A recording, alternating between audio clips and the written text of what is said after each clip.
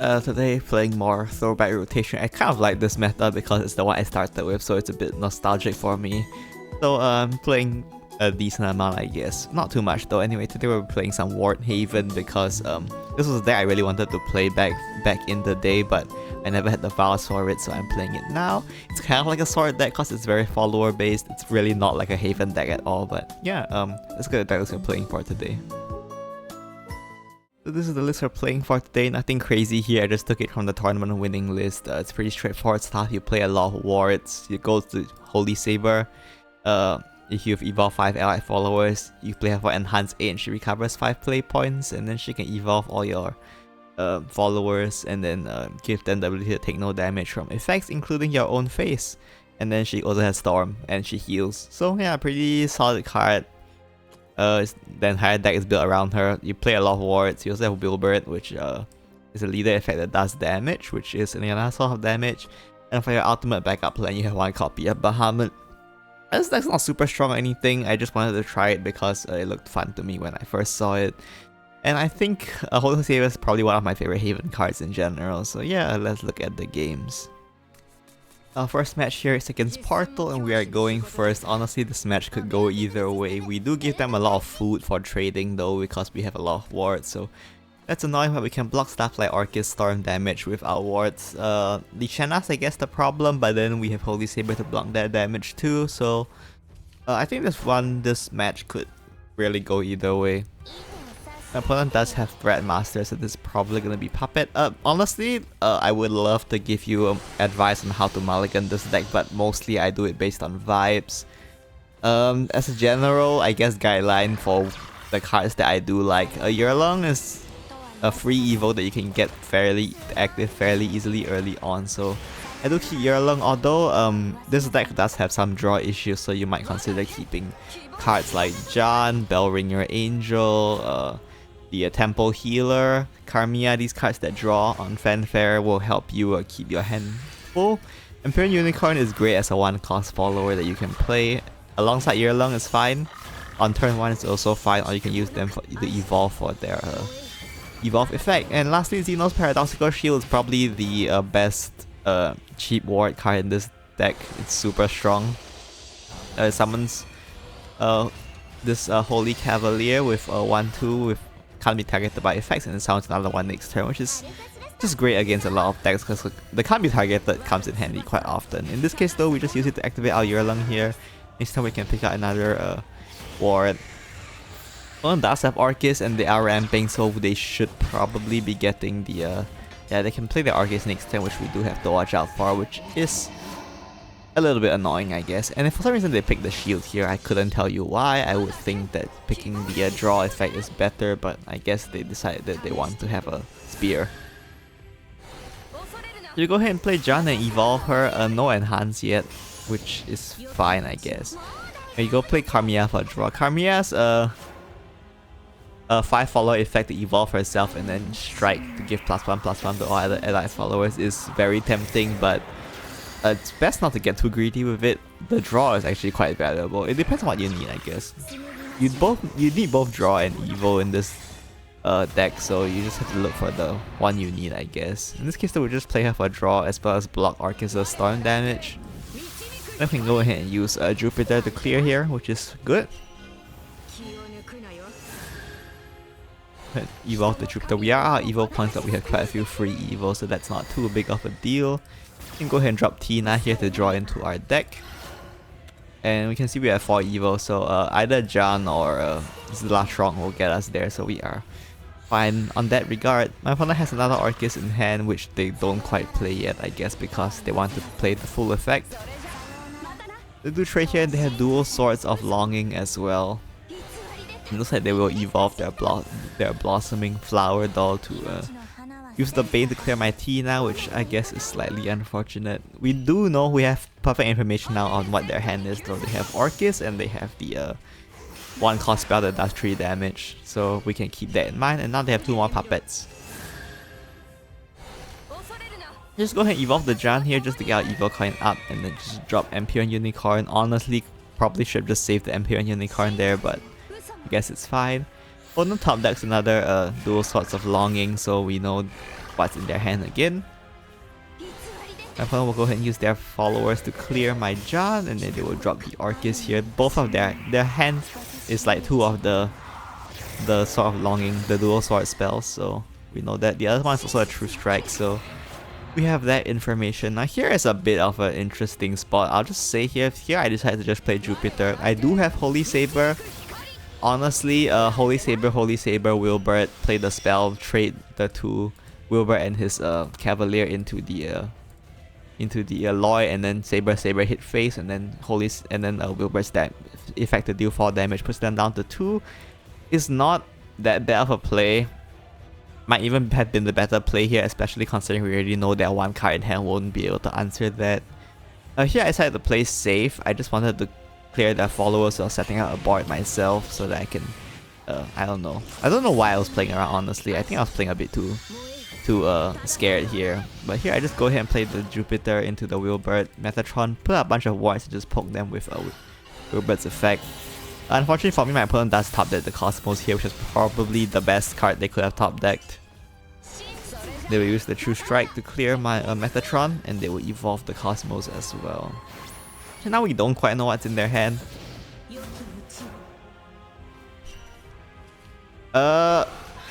Unfortunately here I don't quite have lethal because Saber, and Pure and Unicorn's Latrock is 18 damage.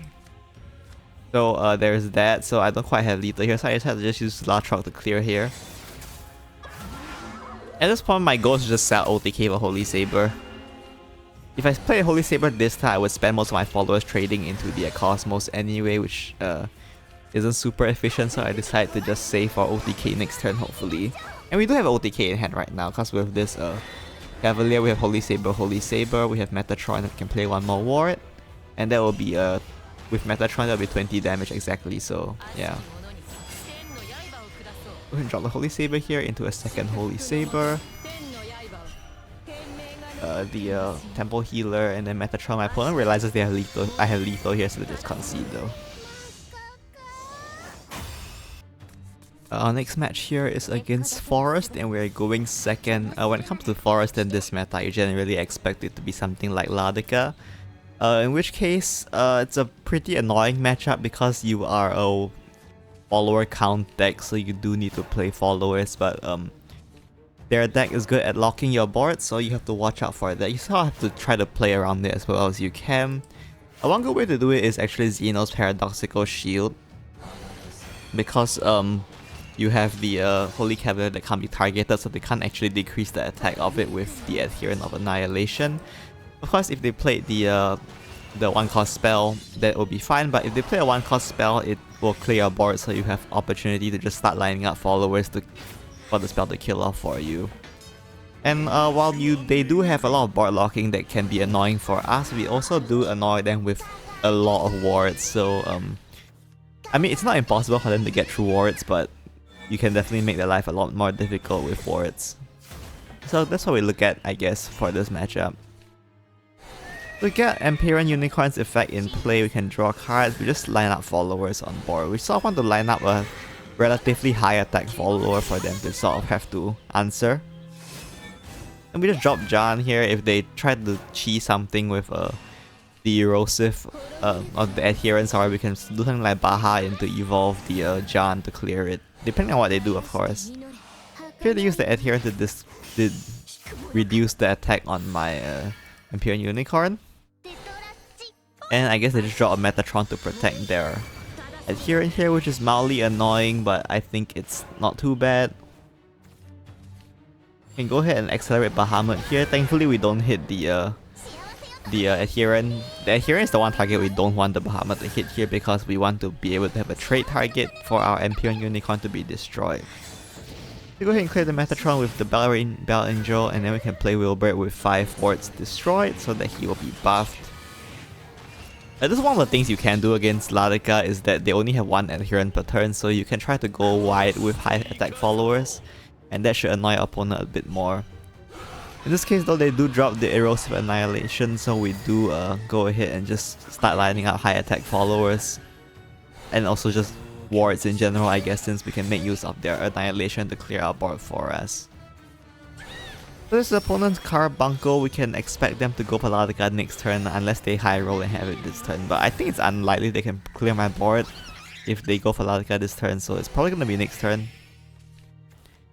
There's the Carbuncle Sparkle here and the Verdant Protection, which they will use so they can trade. And then I bounce their Carbuncle to pick up the spell, which is quite strong. And do have the Fairy Healer as well to clear my board. Or rather to heal up, sorry, not clear my board. And the Wind Lancer is the one that will clear my board. So of course we know that the guy's coming next turn, we definitely want to sap wards for it, so... can go ahead and sap the Carmia here. The RS6 follows Evolve, so next turn we can go for Holy Saber, and they really can't afford to lock this board, I don't think, with Carmia here. So they either have to finish me off this turn, or they have to clear a decent amount of board, and then we can go Holy Saber next turn. And it's quite unlikely they can get through a Holy Saber board because the Holy Saber makes your entire board immune to damage. I mean, immune to effect damage, which is a lot of what their board clear is. There's the Carbuncle Sparkle here. And they go ahead and play the Embrace here. It does hit the Bell Angel and it hits the Bell Angel again, so that's good for us, I guess.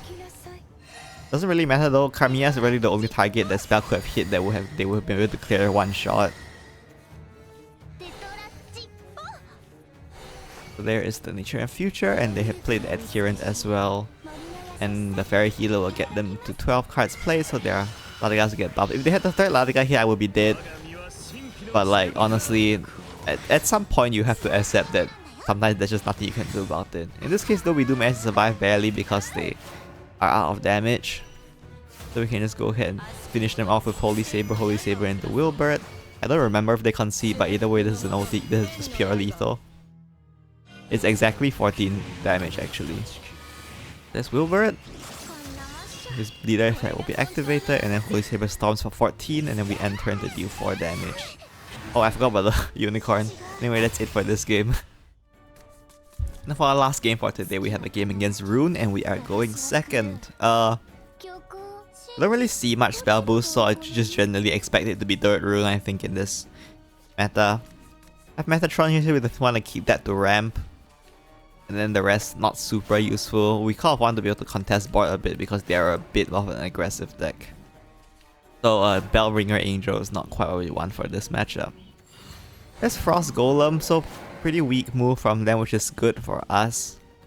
I don't like playing Wilbert this early, but Tina's pretty important for free evo and for card draw, and we of course want Metatron to ramp, so we sort of have to play Wilbert here just for the tempo. And we just draw the Zlatrock here. Next turn I want to pair Xeno with a Metatron, so we don't want to play the Xeno. And then John is probably useful for board clear later on when they start playing more followers, so we just keep the John there.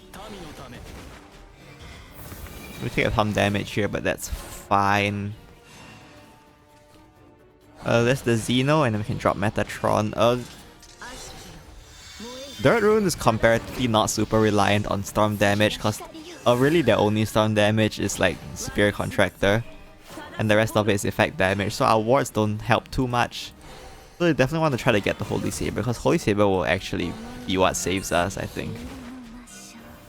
Don't trust the Covetous Witch, so they will start ramping up their dirt every turn, which is annoying, I suppose. You go ahead and evolve the Holy Cavalier here. To trade off so that we can reach 5 followers destroyed, so we can play Tina, and Tina will evolve here. We want to save John for a board clear, so we don't want to use it here even though it will be a free evo. So we go ahead and just line up wards here and set up hold our John for next turn to clear their board in case they play something we need to clear. There's Stone Bullet from them, there's the Levi. If we play Levi into Juno here, we would have been screwed. Oh well, that's what we saved the John for. It's on the off chance that happens, but in case they didn't do that, they just go ahead and play Levi, generate a bunch more stacks for themselves. That's fine. We don't super need John here right now, so we'll just go ahead and drop this Latrock. Gets us to a nice 5 evo count. Actually, if we played John, it wouldn't have gotten us there, so that would have been annoying. So I guess this Latrock there is actually pretty nice. Opponent drops the Riley here. They do have enough stacks spent, so they will be able to just pop my Zlatrok. And there's the Juno that we were, I guess, slightly worried about. And they will crystallize the Warden as well. So here we could go Holy Saber, but frankly, oh yeah, we do go Holy Saber, sorry. I mean, Holy Saber is fine here. We do have Wilbert to clear, so Holy Saber I think is fine here. But if we didn't have something like Wilbert to also answer their board, it's a bit risky to go Holy Saber because then I'll be spending most of my follows trading anyway. In this case though, we do have Wilbert, we have some nice follows to pair with it, so we can go ahead and set up a strong board here while healing up. But then we'll use that Frost Golem to draw and drop the Pursuer Golem. Pursuer Golem, super strong card. We'll go ahead and destroy a bunch of my followers and will survive itself. Thankfully we do drop the Pursuer Golem space damage, but honestly that's not super useful for anything. And there's the Riley as well. So my opponent has answered my board with a strong board of their own. And then we are out of Holy Sabers here, which is a bit scary, but we're still fine. Go ahead and use Jupiter to clear the Pursuer Golem. Got the Baha here, we can just go ahead and accelerate that. It might come in relevant, and we can play the Jan for her enhance. Actually, Baha is invoked here, or it would have been invoked if we didn't just top deck the Baha again, but you know, it's a bit unfortunate, but what can you do? So we go ahead and trade off here. The Baha stays in our hands even though we have 50 play points used. And my opponent will drop the Broom Witch here and the Stone Bullet, which will clear my Jupiter almost. Superior Contractor will get them the rest of the way. They are burning through a lot of their damage sources, and we are just out healing a lot of it, so we're not doing too bad here really. And there's the Crimson Sork as well, and another Crimson Sork, which puts us pretty low, which is scary. And another John though, which is very strong. Go ahead and accelerate the Bahamut to get it back in the deck, and then we play Jan. Hopefully we don't top deck Bahamut again. Thankfully this time we don't. We can use John to heal up as well as clear their board, and then we have a bunch of wards for Bahamut to hide behind. So this should be pretty much a win at this point. I don't think they have to have like very good luck with the cards they have in hand as well as the cards left in deck for them to find lethal here. They do have Pursuer Golem here, which will be able to clear the Bahamut though, so that's a bit surprising I guess. And we are still haven't found our Holy Sabers yet. We play Temple Healer to try to find Holy Saber here. Do pick it up thankfully, so this should be a quite clean lethal from this point. So I'm gonna play the Holy Saber, my opponent just concedes. Those are all the games I have for you today. Hopefully it gives you some idea of how this deck plays. I will be clear about one thing: this deck isn't actually that strong at all. I just played it because I thought it looked fun, and it was like fun for a while, but then like it felt a bit miserable after a while because this deck isn't really that good. Yeah, so be warned if you are thinking of crafting or trying out this deck yourself. Just keep that in mind. Keep your expectations in check. Otherwise, if you like follower-based card-based decks, you might have some fun with this one. Anyway, that's it for today. See you next time. Bye-bye.